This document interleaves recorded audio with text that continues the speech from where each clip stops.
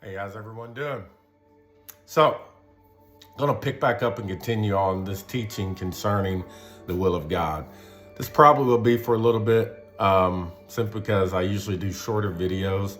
I don't mind doing longer videos, just so anyone knows, because I have done longer videos. But my aim and goal many times in doing shorter videos is more of to capture more people's attention. A lot of people's attention span seems to dwindle after about 20 minutes sometimes. And so there you go. There's that. All right.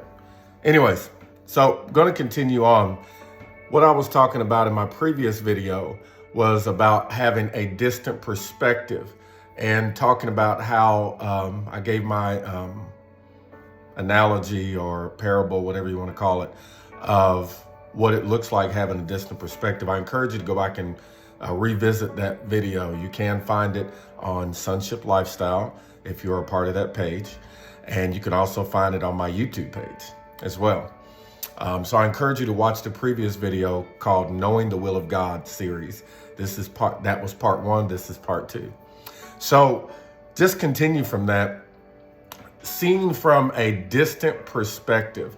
Now, what I'm talking about functionality of something, okay? And what I mean is that generally, in the generic sense, if I'm looking at something from a distant perspective, from a long, far way, okay, I can usually, depending upon how good a person's eyesight is, you may not be able to see it at all, or you may be able to see it good, but not be able to define. Like from a distance, I could see and probably figure out, the generality of the person that I'm looking at. But as far as definitions of things, if you were to ask me what brand of clothing they have, well, I probably couldn't make that out. I could tell you what colors they have, but the brand of clothing, I may not be able to unless they have it plastered big somewhere on their clothing. But you understand the point of what I'm getting at here, okay? So many people understand the will of God from a distant perspective mentality. They really don't research and dig deep beneath surface level understanding of basic Christianity. And that may vary from camp to camp.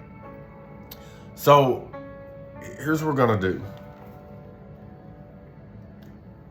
In John chapter 8, okay? And I'm going to start, and I'm going to read from the ESV. I'm going to go ahead and hold my Bible up here. I'm using my tablet here. So watch this. Verse 27. They did not understand that he had been speaking to them about the Father. So Jesus said to them, when you have lifted up the Son of Man, then you will know that I am he, and that I do nothing on my own authority, but speak just as the Father has taught me. And he who sent me is with me. He has not left me alone. Watch this. For I always do the things that are pleasing to him. That was a pretty bold statement. Jesus said that he always does what pleases the Father. This means that Jesus was always doing the will of the Father, carrying out the will of the Father. So our first good reference point on understanding the will and intentions of the Father is to look at Jesus.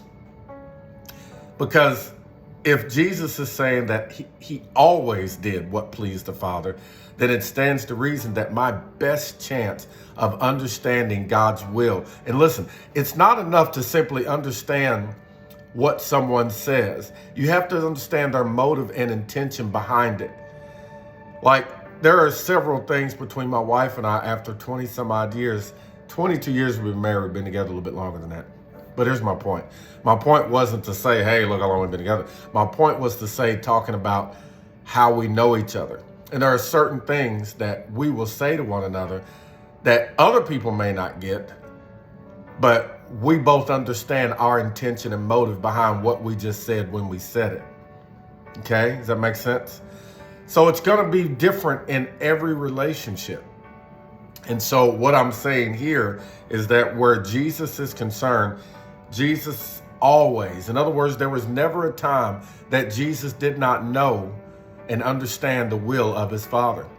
So it's not enough to simply understand what someone says. You have to understand the motive and intention behind it. And guess what? If I don't know the person, if I'm not well acquainted with the person, then I not only can't trust that person, watch this, but I can't actually understand their true motive and intention. Let me go a little further. If you're really going to understand the motive and intention of someone, again, as I said a little while ago, you have to trust them. Okay? But guess what? I don't trust you if I don't know your intentions. You know the best and easiest way of bringing about trust like that? It happens to do with love. And if I'm going to know how much you care about me, it's going to require me investing some time with you. Listen, I'm not advocating, hey, taking this time of day and spend with the Lord. No, I'm talking about bringing Jesus into the whole of your life and everything that you are, okay? When you bring Jesus into the whole part of your life and everything that you are, and, well, let me rephrase that. When you allow Jesus to be revealed in every part of your life, okay? Listen, Jesus is not only in the parts that you think Jesus is in. Jesus has made his way into every part of your life. And if you don't know he's in every part of your life, then it's just that you need to have God's love revealed to you in those parts of your life that maybe you don't know that Jesus is at. And I'm telling you, allow Jesus to love you. Here's the truth. You are loved. Now, changing the way you think is understanding why you are loved. So we're going to stop right there. We'll pick back up again in another video. Have a great day, and remember, you are loved.